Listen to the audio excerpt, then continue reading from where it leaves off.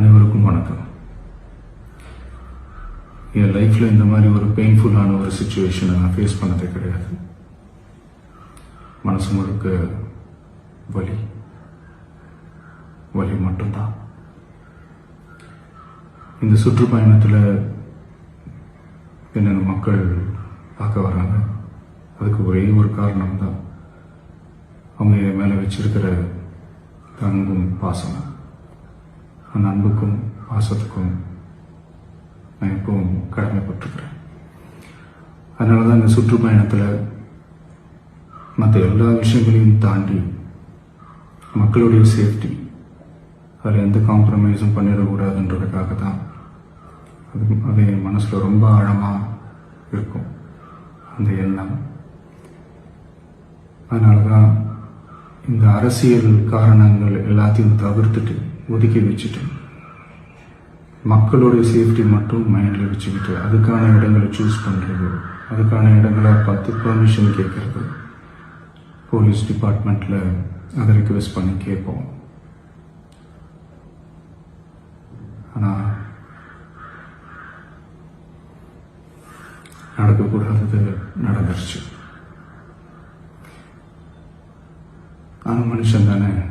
அந்த நேரத்தில் அத்தனை பேர் பாதிக்கப்பட்டு இருக்கும்போது எப்படி அந்த ஊரை விட்டுட்டு என்னால் கிளம்பி வர முடியும்?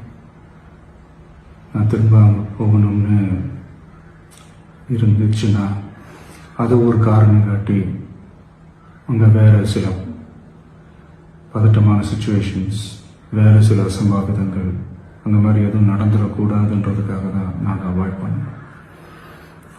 இந்த நேரத்தில் சொந்தங்களை இழந்து தவிக்கிற இத்தனை குடும்பங்களுக்கும் என்னுடைய ஆழ்ந்த இரங்கலை தெரிவிச்சுக்கிறேன். எனக்கு தெரியும், என்ன சொன்னாலும் இது ஈடையாகாதுன்னு எனக்கு தெரியும்.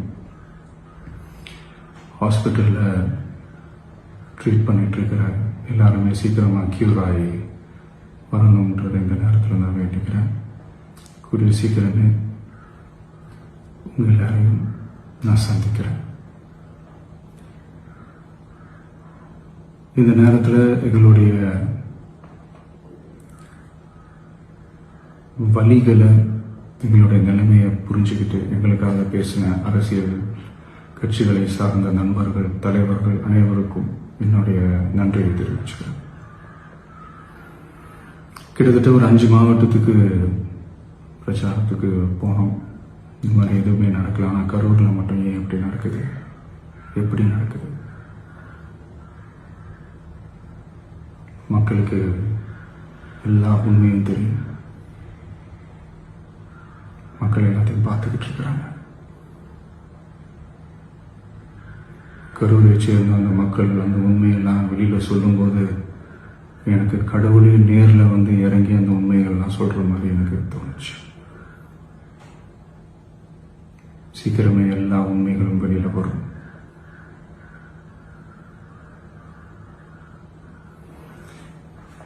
எங்களுக்கு தரப்பட்ட இடத்துல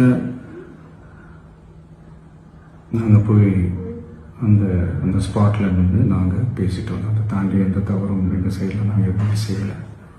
பட் இருந்தாலும் எங்கள் கட்சியை சேர்ந்த நிர்வாகிகள், தோழர்கள் மேலே எஃப்ஐஆர், அது மட்டும் இல்லை சோஷியல் மீடியாவை சேர்ந்த நண்பர்கள், தோழர்கள் அவங்க மேலே எஃப்ஐஆர்லாம் போட்டு இப்போ பிடிச்சிக்கிட்டு இருக்கிறாங்க.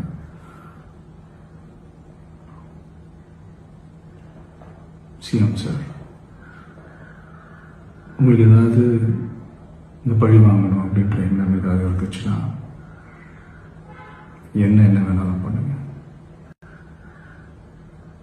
அவங்க மேலே கை வைக்காதீங்க. நான் ஒன்று வீட்டில் இருப்பேன், இல்லை நான் ஆஃபீஸில் இருப்பேன். என்ன வேணாலும் செய்யுங்க. நண்பர்களே, தோழர்களே, நம்மளோட அரசியல் பயணம் இன்னும் ஸ்ட்ராங்காக, இன்னும் தைரியத்தோட